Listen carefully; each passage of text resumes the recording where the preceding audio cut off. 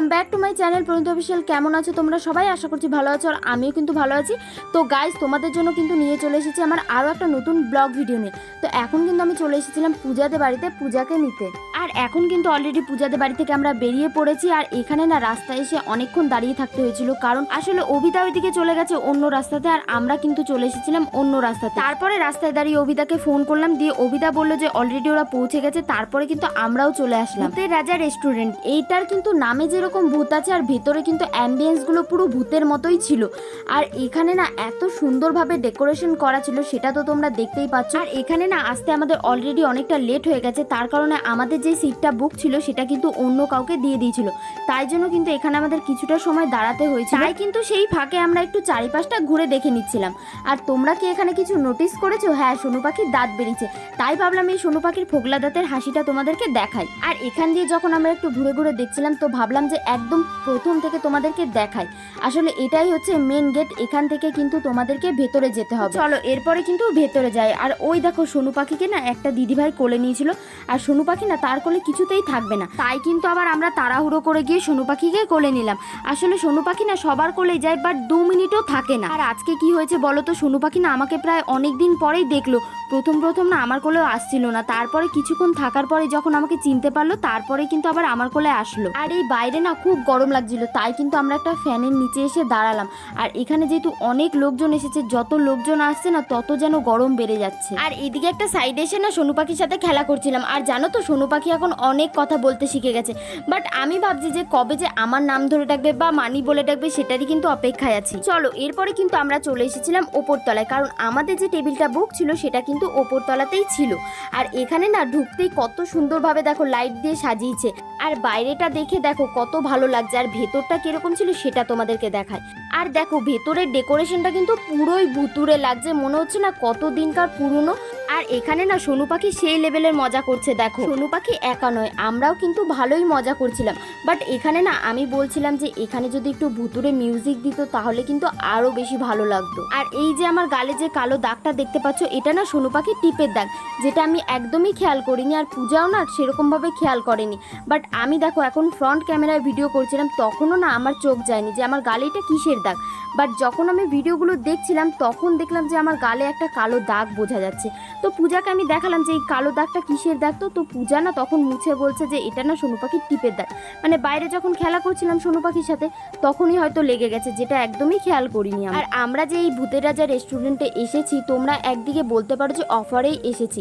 আসলে 190-তে আমাদেরকে 19 রকমের খাবার দেবে, এরকম একটা ভিডিও দেখে আমরা এসেছিলাম।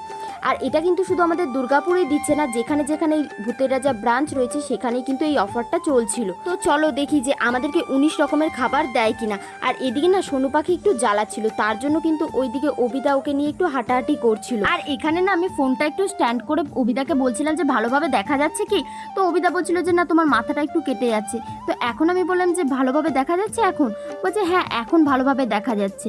তো চলো দেখি আমাদের খাবার কতক্ষণে দিতে আসে। এরপরে কিন্তু আমাদের খাবার নিয়ে চলে এসেছে, আর এখানে দেখো কত রকমের খাবার নিয়ে এসেছে। আর সব থেকে আমার একটা জিনিস ভালো লেগেছে, এখানে কিন্তু কাঁসার জিনিসে খাবার দিয়েছে। মানে 19 রকম তো আর কাঁসার জিনিসে দেওয়া সম্ভব নয়, বাট কিছু কিছু জিনিস ছিল যেটা কাঁসার জিনিসে দিয়েছিল, তার জন্য কিন্তু আমার আরও বেশি ভালো লেগেছে। আর এখানে দেখো আমাদেরকে তো খাবার দিয়েই যাচ্ছে শেষ আর হয় না। মানে ভাবো কত রকমের খাবার দিয়েছে। এখানে কিন্তু টোটাল ছিল 19 রকমের খাবার, তার মধ্যে কিন্তু 8-9 রকমের ছিল ভাজা। আর একটা জিনিস দেখো এখানে কিন্তু দিয়েছিল আলু সিদ্ধ, এটা কিন্তু সচরাচর সব জায়গায় দেয় না, পুরোটাই কিন্তু ঘরোয়া খাবার ছিল। আর প্রথমেই কিন্তু আমি শুরু করলাম ভেজ ডাল আর ঝুরঝুরে আলু ভাজা দিয়ে। আর একটা জিনিস কি জানো, 190 টাকায় এখানে কিন্তু দিচ্ছে আবার মাটন। মানে বুঝতে পারছো এখন কিন্তু মাটনের প্রায় অনেকটাই দাম, সেখানে 190 টাকার মধ্যে এখানে মাটন দিচ্ছে, তার সাথে ছিল পাবদা মাছ। দেখো এত রকমের খাবারের নাম বলা তো সম্ভব নয়, বাট আর একটা জিনিস আমার সব থেকে ভালো লেগেছে, যেটা না বললেই নয়, শেষ পাতে কিন্তু ছিল পায়েস আর গরম গরম রসগোল্লা। আর এখন কিন্তু আমি খেয়ে নিচ্ছিলাম এখানে পনির ফিঙ্গার, যেটা আমার অলরেডি অর্ধেকটা খাওয়া হয়ে গেছে। মানে এটা সত্যি কথা বলতে খুবই টেস্ট ছিল। আর এখানে এত রকমের খাবার দিয়েছে না, আমি ভাবছিলাম কোনটা ছেড়ে কোনটা খাই। তো সবকিছুই কিন্তু একটু একটু করে টেস্ট করে নিয়েছিলাম। আর এখানে এখন অবিদাকে বলছিলাম যে তোমার কেমন লাগলো। অবিদা বলছে আমার তো খুব ভালো লেগেছে, আর পূজার তো হেভি লেগেছে, ওটাই ও বলছিল। আর এইদিকে দেখো সোনু পাখি কিন্তু টুকি করছে। তো চলো একদম খাবার দাবার খেয়ে তারপরে তোমাদের সাথে কথা হচ্ছে। আমাদের কিন্তু খাওয়া দাওয়া হয়ে গেছে আর এখন আমরা চলে যাচ্ছি বাড়িতে।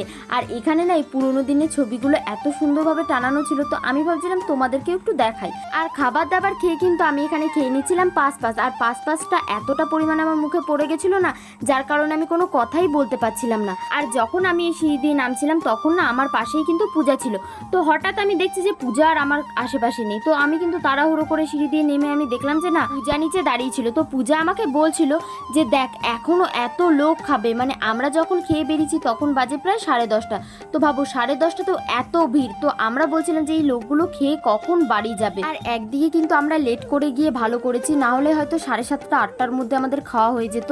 আর লেট করে গিয়েছি জন্য ওই 10:30 11টা বেজেছে খেতে খেতে। বাড়িতেও কিন্তু ওই টাইমেই খাওয়া হয়। আর এখন কিন্তু আমরা চলে এসেছিলাম পেট্রোল পাম্পে। ওইদিকে অভিতা গাড়িতে তেল ভরছে আর এখানে আমরা দাঁড়িয়ে রয়েছি। তো আজকের ভিডিওটা কিন্তু এখানেই শেষ করছি। ভিডিওটা ভালো লাগলে like comment share and subscribe করে দিও। চলো বাই, দেখা হচ্ছে নেক্সট ব্লগে।